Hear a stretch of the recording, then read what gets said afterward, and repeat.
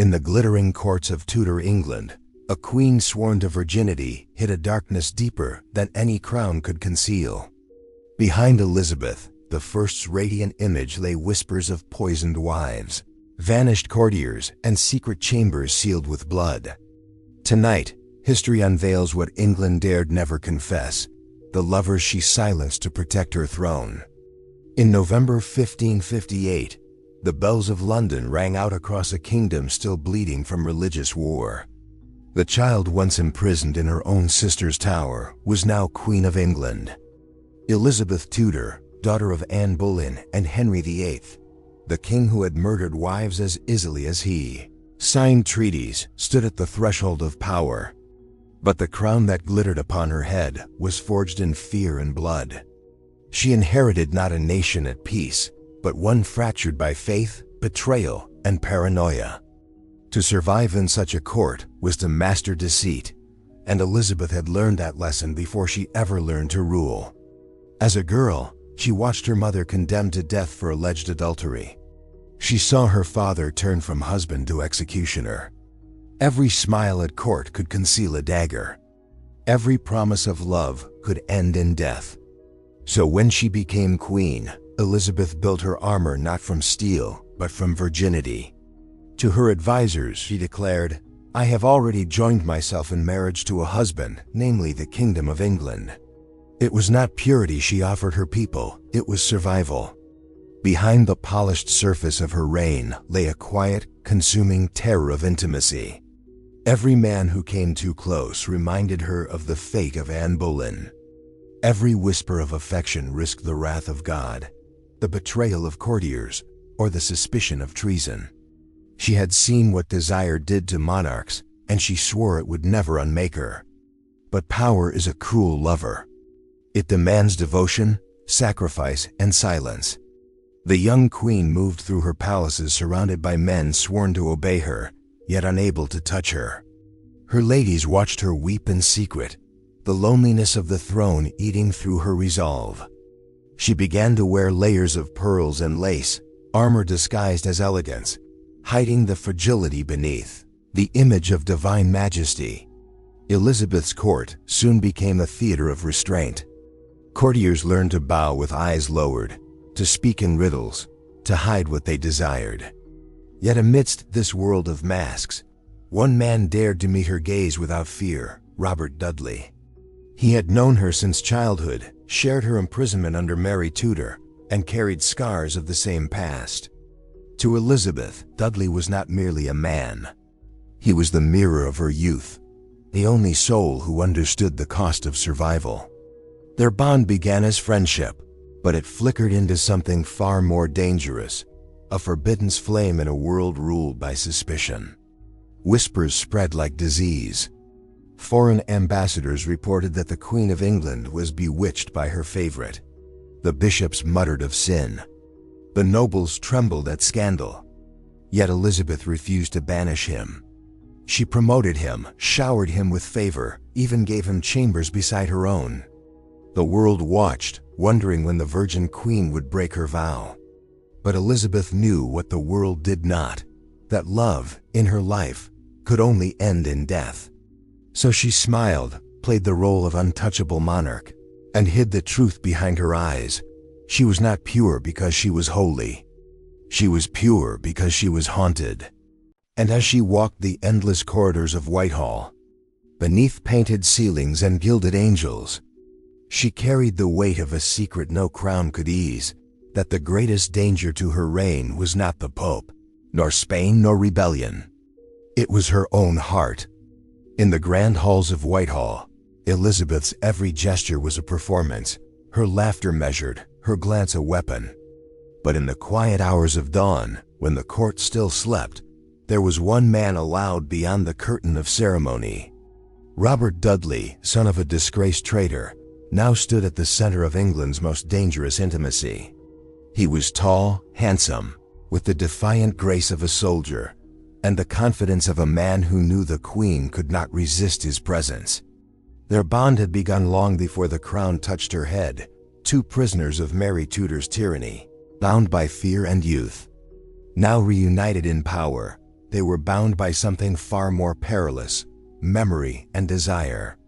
At first, their closeness was explained away as gratitude. Elizabeth had elevated him from obscurity, naming him Master of the Horse, giving him chambers adjacent to her own. He was seen constantly at her side, riding beside her, whispering in her ear, his hand brushing hers as courtiers turned away. To the ambassadors of Spain and France, this was scandal beyond measure. A virgin queen was not supposed to blush. Soon, letters poured into London from foreign courts, questions, accusations, warnings. The Spanish ambassador de Quadra wrote that the queen visits him day and night. Even her own council began to tremble. A queen's virtue was not her private matter. It was the symbol of a nation's moral order, and Dudley's existence threatened to shatter it. Yet Elizabeth refused to distance herself. She found in him something she could not find in her ministers or her nobles: the illusion of freedom. Dudley spoke to her not as a sovereign, but as a woman.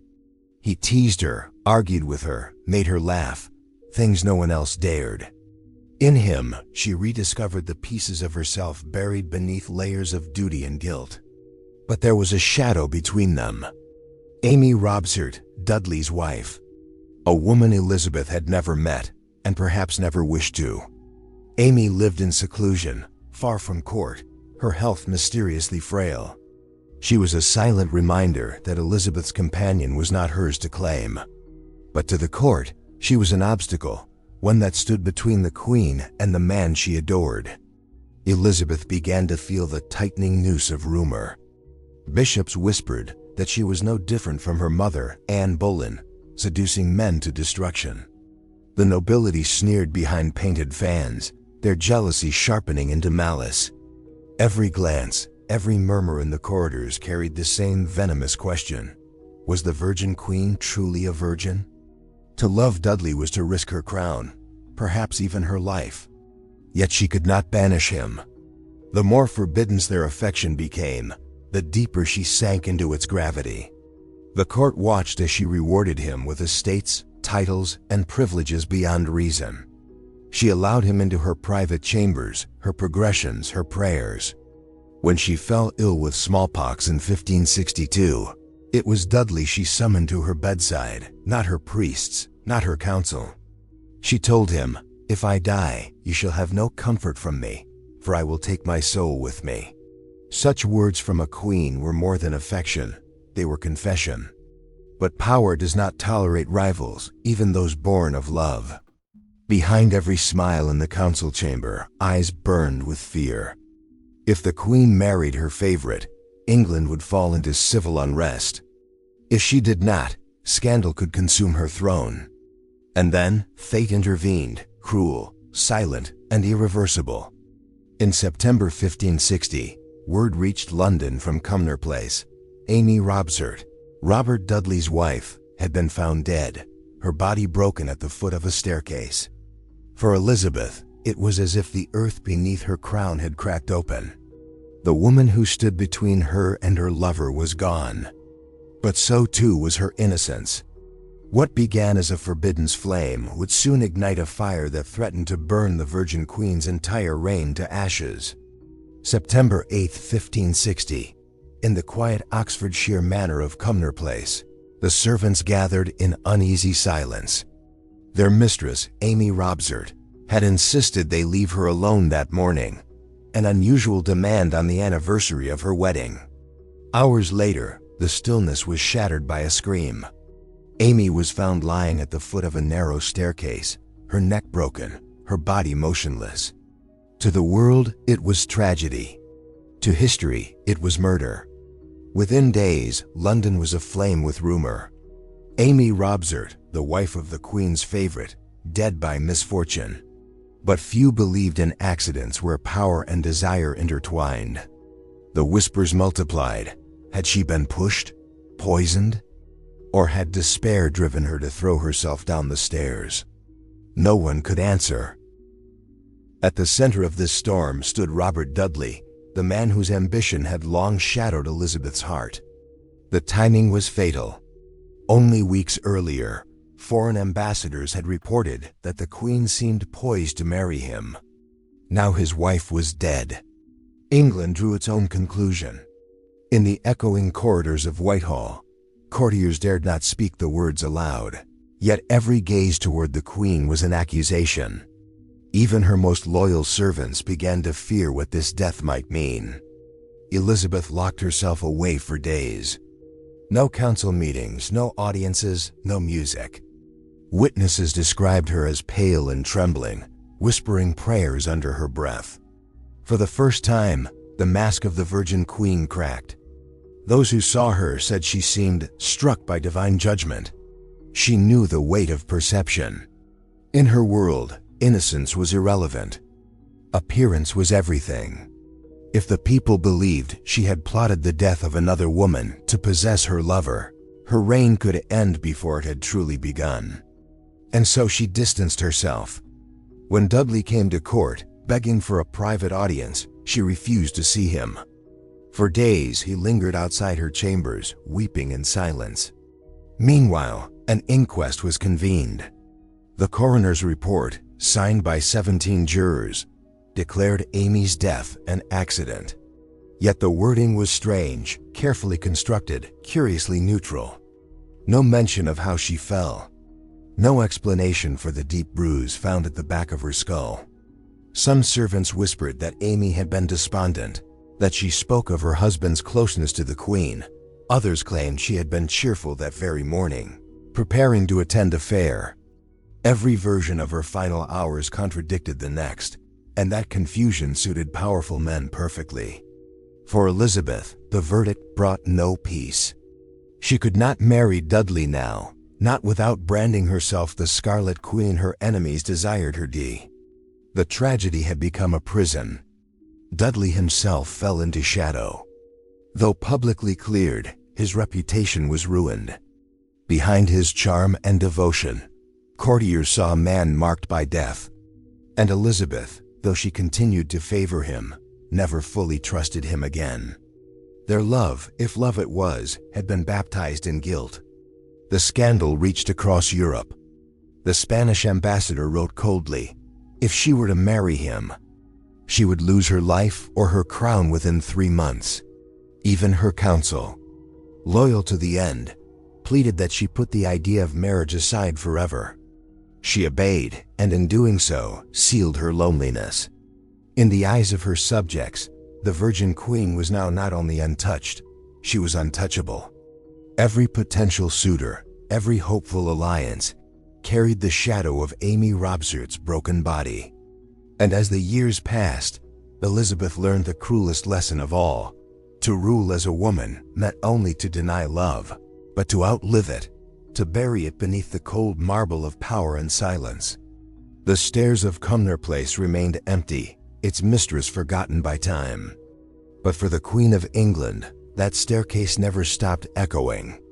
By the winter of 1560, the walls of Whitehall whispered more than any sermon in England.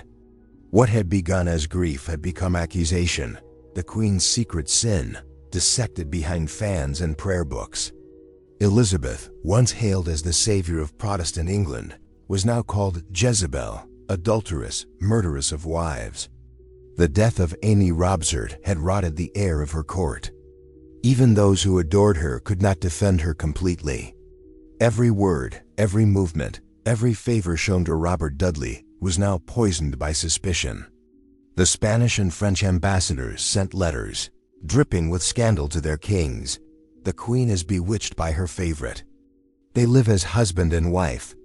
It was political gold for her enemies. Mary, Queen of Scots, Elizabeth's rival in the north, used the rumors to claim divine superiority. Catholic pamphlets circulated across Europe, painting Elizabeth not as the Virgin Queen, but as a seductress who killed her lover's wife to hide her shame. At home, her council panicked. William Cecil, her trusted secretary, begged her to dismiss Dudley for the sake of her throne. The people grow restless, he warned. They will not endure scandal from the crown. But Elizabeth's pride was her greatest armor and her most dangerous flaw. To remove Dudley was to admit guilt. So she did the opposite. She promoted him further, making him a member of her Privy Council, placing him beside her in state processions. If the world wanted to accuse her, she would face them unflinching, a queen daring the judgment of men. Yet beneath the mask of defiance, the old fear was returning. Those who saw her in private described her as restless, pacing, muttering to herself. She spoke of ghosts, of betrayal, of the sins of her father repeating through her bloodline. Her mother, Anne Boleyn, had been accused of the same crimes: lust, ambition, manipulation, and had paid with her head. Elizabeth understood the parallel too well. The weight of that history pressed against her chest like iron. She began to believe that every act of affection could summon executioners, every tear could summon God's wrath. Still, she could not banish Dudley. When he was near, she seemed alive. When he was gone, she withdrew into silence. Her courtiers saw it, and so did her enemies. Foreign ambassadors conspired to exploit it.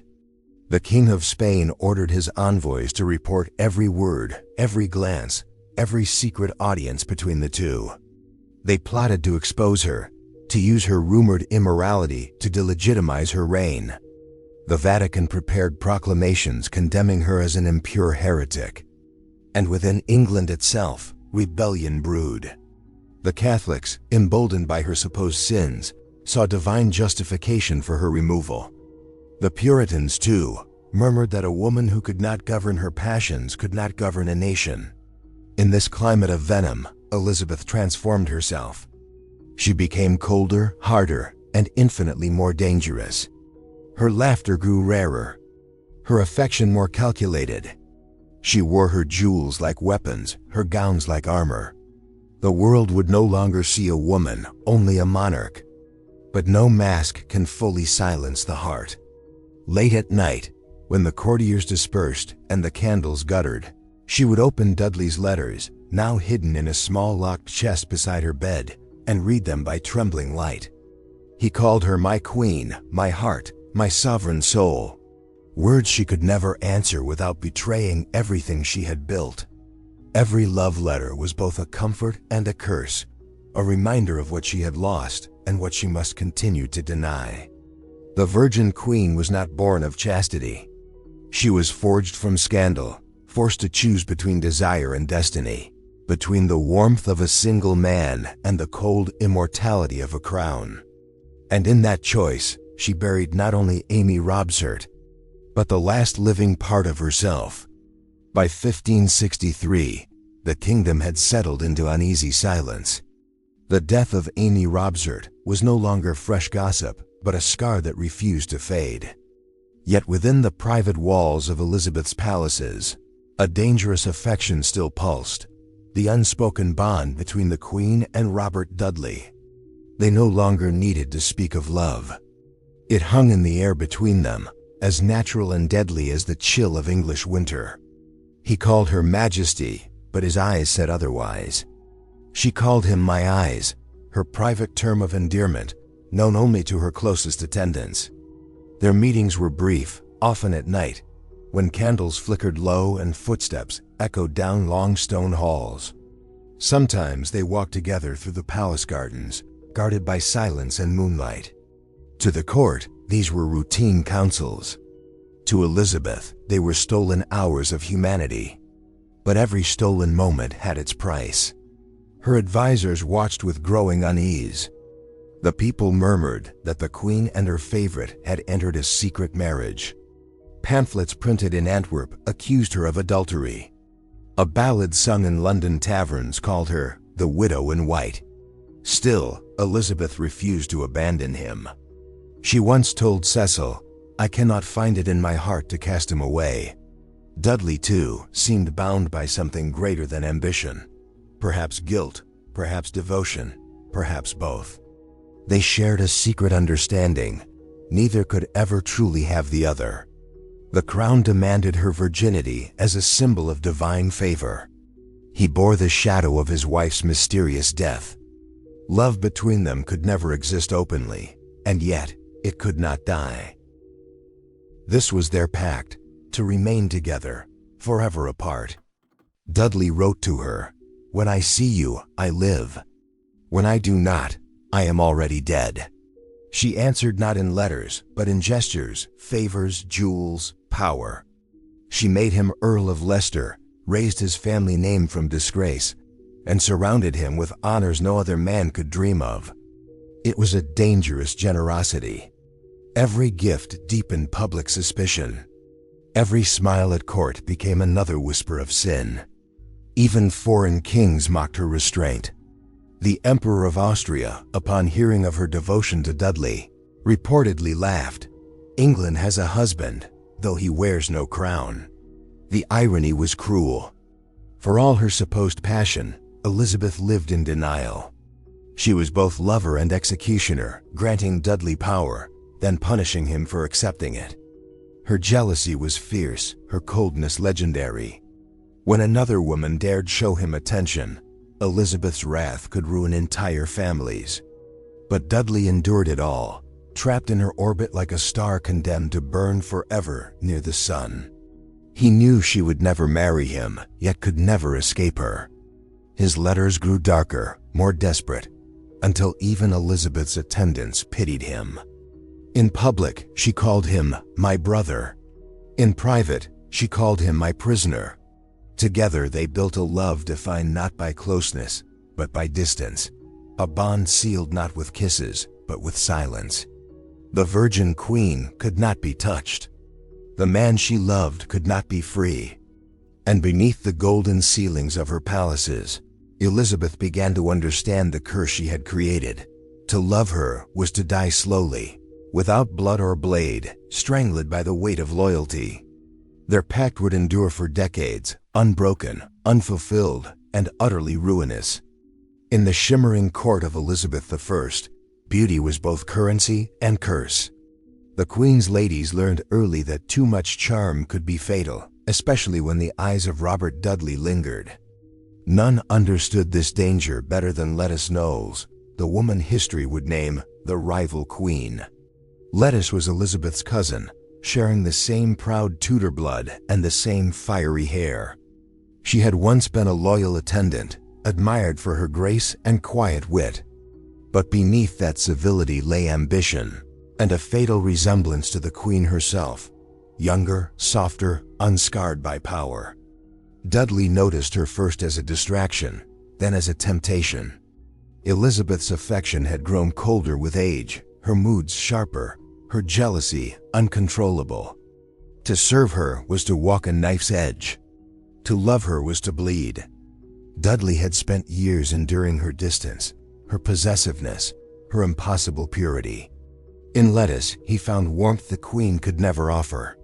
Their affair began in whispers, hidden letters, stolen moments during royal progresses. It was treason of the heart, and they knew it. Yet desire is rarely loyal to reason. In 1578, while Elizabeth journeyed north, Lettice Knowles and Robert Dudley secretly married. The ceremony was quiet, witnessed by only a handful of confidants. But secrets in Tudor England never stayed buried. Within months, the truth reached the Queen. The eruption was volcanic. Elizabeth summoned Lettice to court, forcing her to kneel before the throne.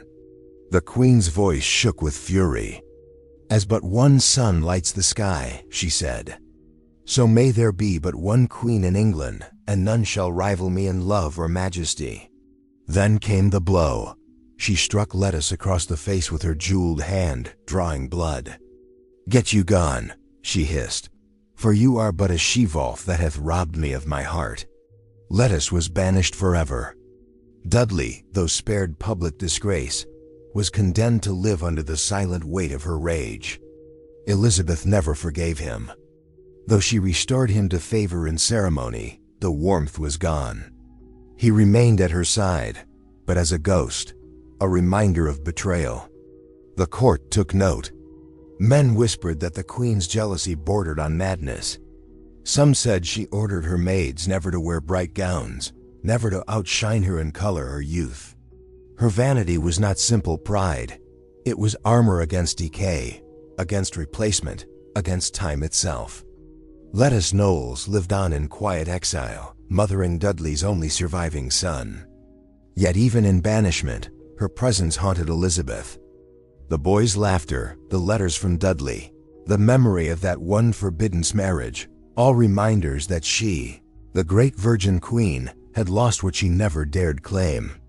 When Dudley died in 1588, Elizabeth received his final letter, addressed simply, his last farewell to his most noble and best beloved queen.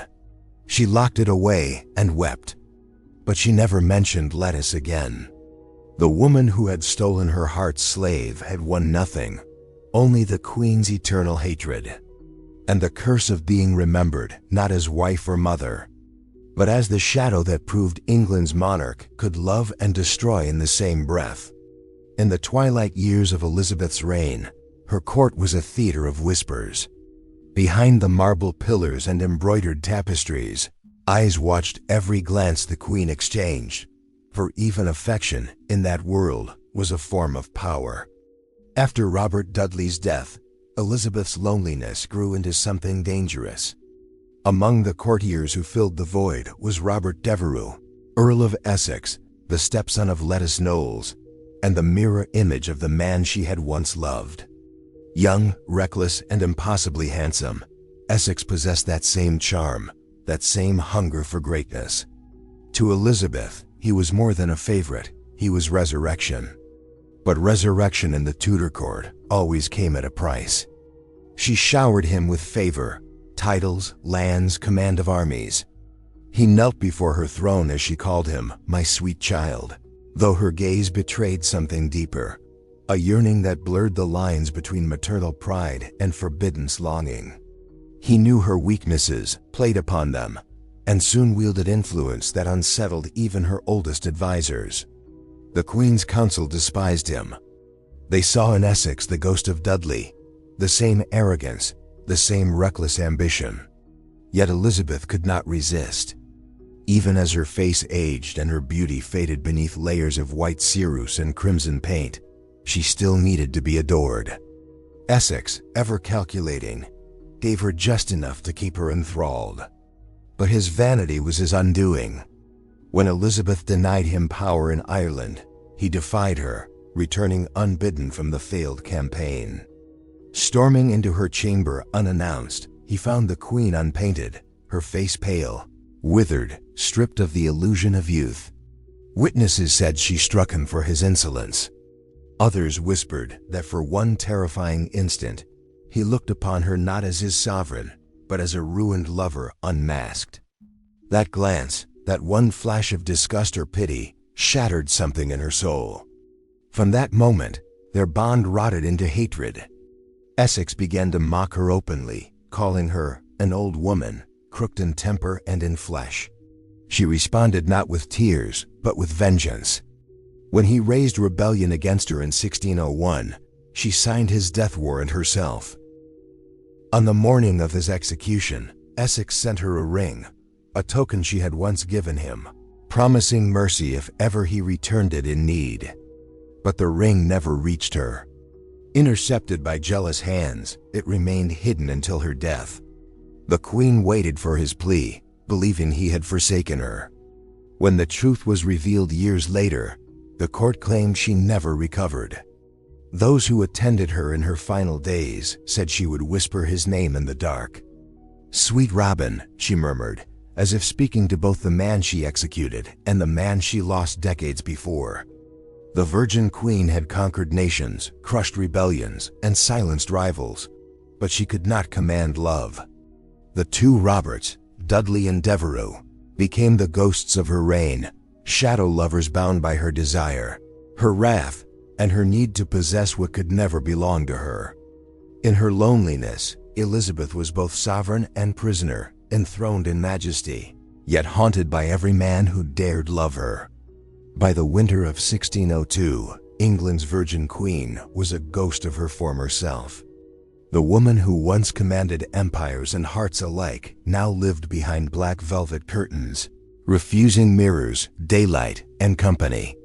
Her court tiptoed through silence, for none dared speak of what they saw, a monarch unraveling before their eyes. The death of Robert Devereux had left a wound that would not close. Though Elizabeth had signed his death warrant, it was said she never forgave herself. Her appetite vanished, her laughter died.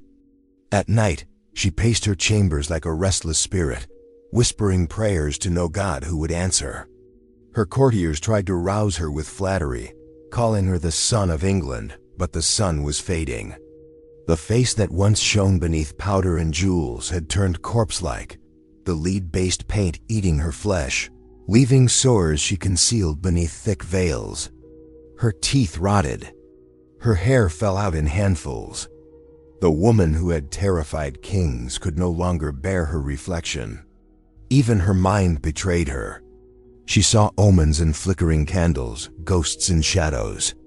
At Windsor, she claimed to have heard Dudley's footsteps echoing in the corridors.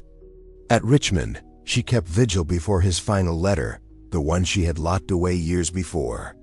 Servants swore they saw her touch it with trembling hands and whisper, "My Robin, you should have stayed." But there was no one left to stay. Her oldest counselors were dead. Her ladies, once her rivals in beauty, had grown old or fled to their families.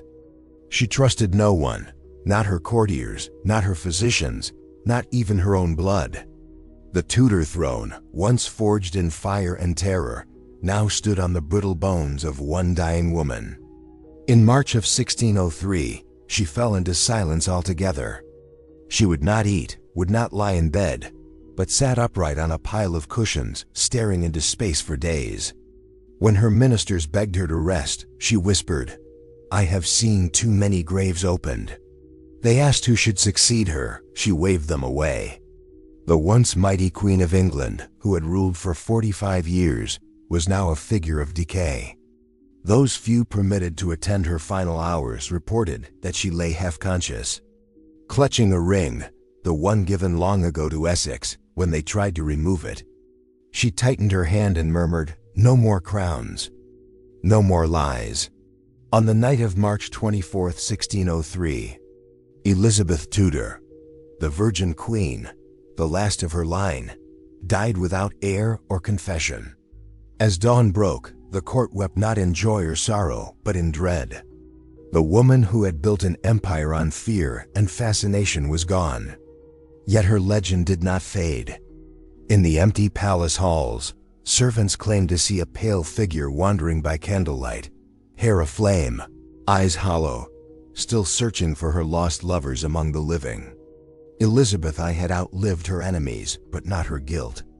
The fall of England's greatest monarch was not by sword or poison, but by the ghosts she herself had created. When Elizabeth I was laid to rest in Westminster Abbey, England mourned not only its monarch, but the mystery she carried to the grave.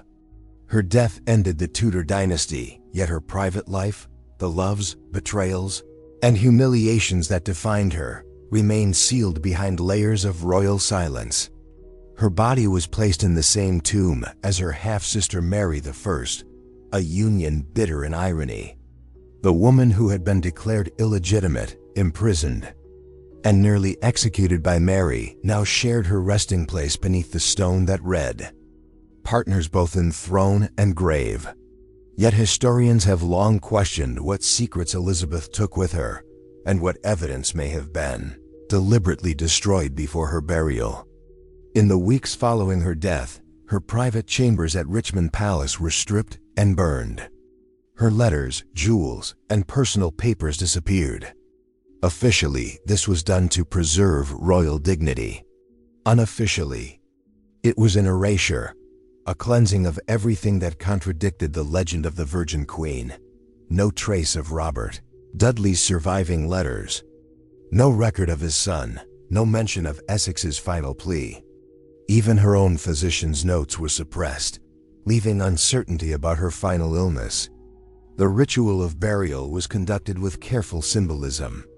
The Queen's coffin was draped in white velvet, the color of virginity, though her attendants knew the purity it represented was more myth than truth. Above it rested a wax effigy depicting her as she once was, youthful, serene, eternal. The corpse beneath was ravaged by time, illness, and grief. When the coffin was sealed, witnesses claimed that several of her ladies fainted.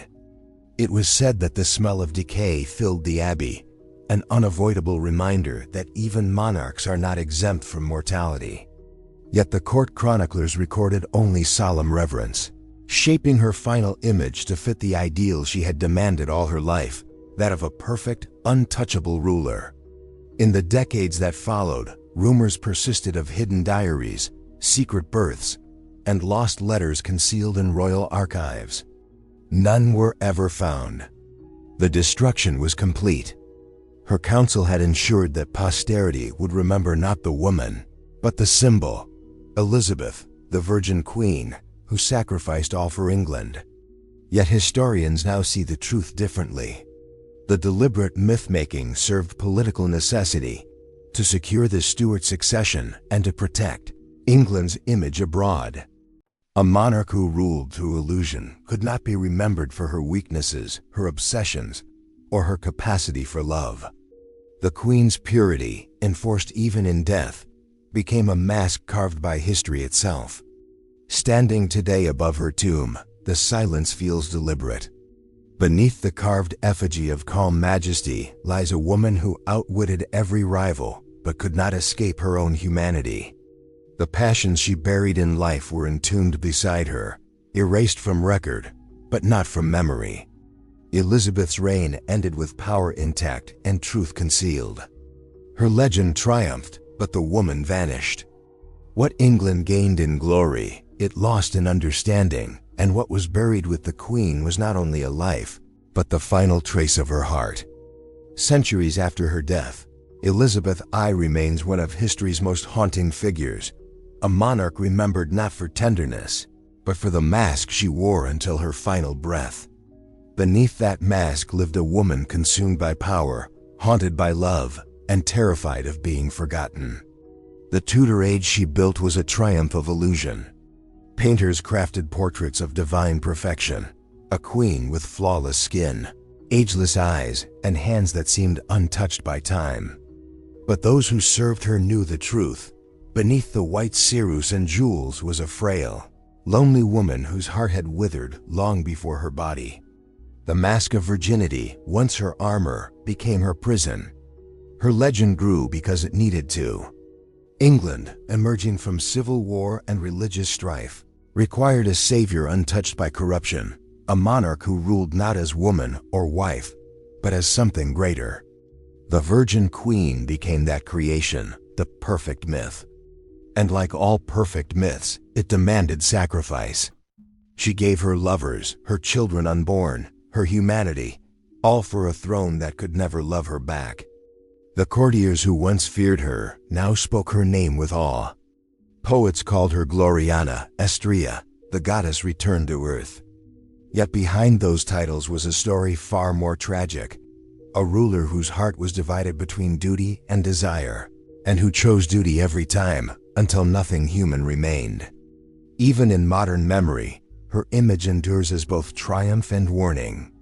The woman who refused to be possessed became possessed by the crown itself. Her solitude was not purity. It was punishment.